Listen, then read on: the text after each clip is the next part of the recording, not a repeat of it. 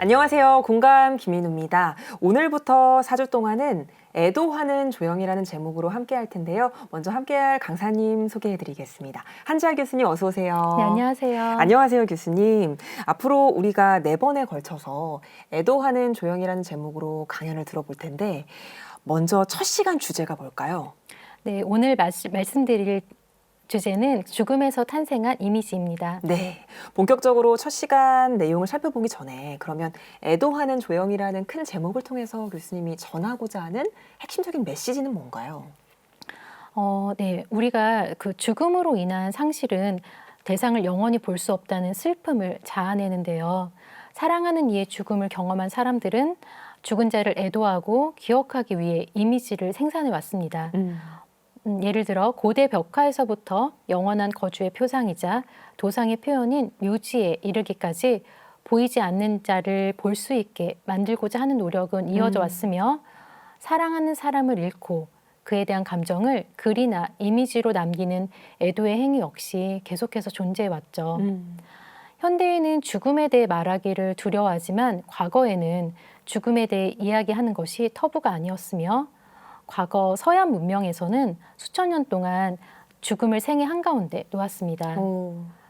기원후 1세기까지 죽음은 현세의 향락을 보여주는데요. 그림에서 보는 것처럼 로마의 산 그레고리오 수녀원에서 발굴된 해골을 묘사한 모자이크는 공포심보다 오히려 즐거움을 주면서 이승의 삶이 짧다는 것을 상기시켜 주었습니다. 네. 그리하여 인생을 즐기도록 권유하는 것이었죠. 메멘토 모리는 죽음을 기억하라는 라틴어인데요. 이 라틴어처럼 고대 이집트의 묘지에서는 화려함과 활력의 분묘 예술을 볼 수 있었습니다.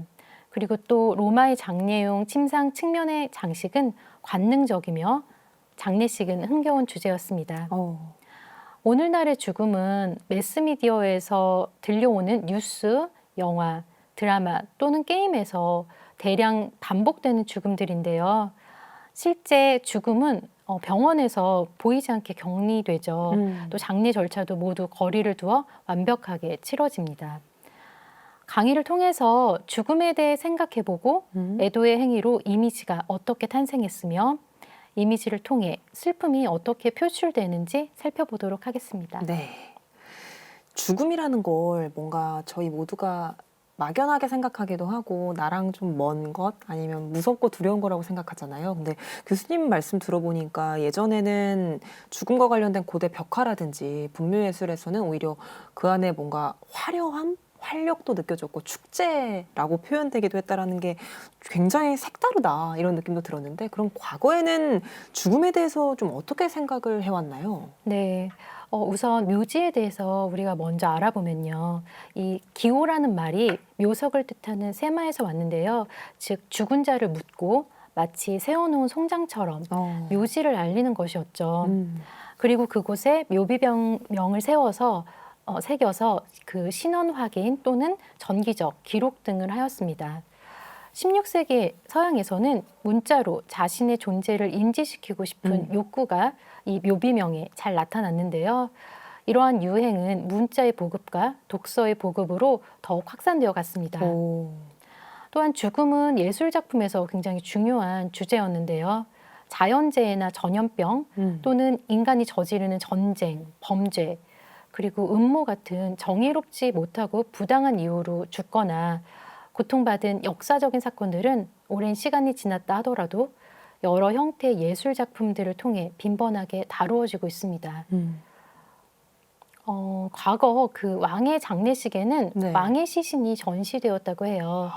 그런데 이제 이 시신을 보존하는 그 과정에서 아무리 부패 방지를 한다고 해도 결국은 부패하게 되어 있잖아요. 또한 먼 지역에서 왕이 피살되었거나 한 경우에는 이동하는 동안에 그 부패가 더 심하게 되고 또 방지 또한 힘들었겠죠. 이러한 그 내용에 대한 그 이미지의 삶과 죽음의 저자 레지스트 브레는 프랑스 초기 르네상스 최초의 초상 화가인 장 클로에가 프랑스 1세 시신을 대체할 진짜 같고 정확한 초상을 그렸다고 합니다. 이렇게 죽음에서 탄생한 이미지는 이상화되며 사라진 사람을 대신해 썩지 않고 살아있는 것입니다. 아, 시신을 작품으로 만든 이집트의 미라나 고대 무덤에 그려져 있는 벽화, 또 초상 이런 그 죽음에 의해 탄생한 예술은 죽은 이를 기억하고 추억을 통해 사후 세계를 넘어서까지 펼쳐질 수 있는 시간의 지속성에 대한 관념을 부여해 주는 것이기도 합니다. 네. 정말 왕의 권력을 죽은 후에까지 유지하기 위해서 원래는 시신을 전시를 했었는데 그게 부패 그것도 있고 교수님 말씀해 주신 것처럼 그래서 그 자리를 이미지가 대체를 했다라는 건데 정말 우리 제목 그대로 죽음 후에 이미지가 탄생을 한 것 같아요. 그렇죠, 교수님? 네, 그렇습니다. 죽음이라는 것을 직면했을 때 인간은 죽음이란 무엇인가, 또 죽음 후에는 무엇이 있는가를 생각하게 되었고 죽은 이가 떠나가는 길을 기원하였습니다. 채색무로 유명한 타르키니아 에트루리아 분묘는 이탈리아 라티움 지방에 위치하며 기원전 9세기부터 기원전 1세기 사이에 다양한 매장 풍습을 보여주는데요. 그림에서 보는 것처럼 날아오는 새와 피리 보는 사람, 그리고 무용수가 보색의 색채로 그려져 있고 무덤의 벽화는 죽음이 어둡다고 느껴지지 않을 정도로 화려하며 오히려 생명력을 지닙니다. 죽음을 본 인간은 종교적이고 또 형이상학적인 경험으로 보이지 않는 것을 이미지로 살아있게 해서 곁에 유지하려 했고 또 보이지 않는 자를 상상하며 살아가는 힘을 얻고 싶어 하였습니다. 네. 교수님 말씀대로 뭔가 이미지에는 보이지 않는 것을 살아있게 만드는 그런 힘이 있는 것 같은데 정말 우리가 사랑하는 사람이 세상을 떠났을 때 그 슬픔을 대신하고 뭔가 살아있게 만드는 힘, 그 힘에 의존할 수도 있을 것 같겠다 이런 생각이 들거든요. 네, 그렇겠죠. 죽음에 대한 궁금증과 불안, 그리고 상실에 대한 슬픔과 기록을 위해 작품이 만들어지고 예술이 탄생하게 되었는데요. 우리가 그 절규라는 작품으로 잘 알고 있는 에드바르 뭉크는 누나 소피를 상실한 슬픔이 평생 그와 함께 했습니다. 그림에서 보는 것처럼 그의 작품 병든 아이는 뭉크의 누나 소피의 죽음을 기록한 것인데요. 어린 소피가 죽었을 때 뭉크는 14살이었고 그의 남매들 역시 어린 아이였습니다.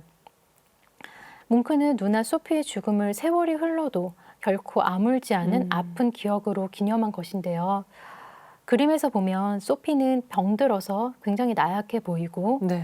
또 색채 또한 어두운 색채로 흑백으로 표현이 되면서 이 죽은 누나를 어떻게 기리고 있는지 굉장히 어두운 슬픔을 표현하고 있습니다.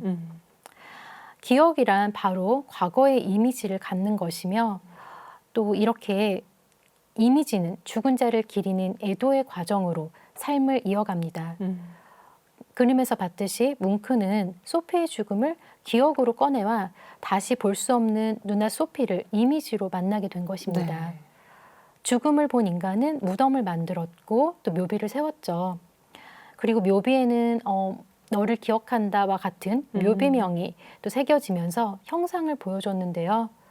이와 같이 사라짐에 대한 기록, 그것은 덧없는 것에 대한 고뇌에서 죽음 이후의 신비의 세계에 대한 초자연적인 것으로까지 끌어올려 우리가 생각하게 만들었습니다. 또한 살아가면서 고인을 기억하고 애도하면서 미래로 나아가는 과정에서 존재자로 책임을 지는 것인데요. 뭐 예를 들어 우리가 사회 공동체에서 다수가 사망하였을 때 그 사건을 기리기 위해 날짜로 지정을 하기도 그렇죠. 하잖아요. 이렇게 날짜로 상징화하고 애도를 하는 것은 시간이 지나도 기억하기 위해서이겠죠. 프랑스의 작가이자 평론가인 롤랑 바르트는 어머니를 그 상실한 이후에 그 슬픔을 일기로 표현을 했는데요. 그의 애도 일기는 약 1년 동안 그가 적은 일기가 롤랑 바르트가 죽은 후에 책이 출간이 되어서 나왔습니다. 이 일기에서 보면 롤랑 바르트의 그 어머니를 상실한 고통이 굉장히 역력하게 잘 드러나 있는데요. 그는 이렇게 어머니의 애도가 멈춰지지 않고 계속해서 이어지는 것을 보여주었고요. 또 망각의 고통을 이기기 위해서 어머니를 계속해서 기록해 나갔습니다. 흔적도 없이 사라져 버리고 마는 어머니를 기억하고 보존하기 위한 그의 기념비 같은 그런 일기라고도 볼 수가 있겠죠. 우리가 죽음으로 사랑하는 사람을 더 이상 볼 수 없을 때 그 상실의 슬픔을 이미지를 통해 극복하고 뭔가 위안을 받을 수 있었던 것 같아요. 그래서 이번 시간에는 죽음에서 탄생할 수 있었던 이미지, 그 배경에 대해서 살펴봤는데 다음 시간 주제는 뭘까요? 살짝만 소개를 해주시죠. 네, 다음 시간에는 사후초상화에 대해서 살펴보겠습니다. 네, 알겠습니다. 이번 시간에는 이미지가 죽음에서 탄생한 배경에 대해서 살펴봤는데요. 다음 시간에는 사후초상화에 대해서 더 자세한 이야기 들어보도록 하겠습니다. 교수님 오늘 귀한 말씀 고맙습니다. 감사합니다.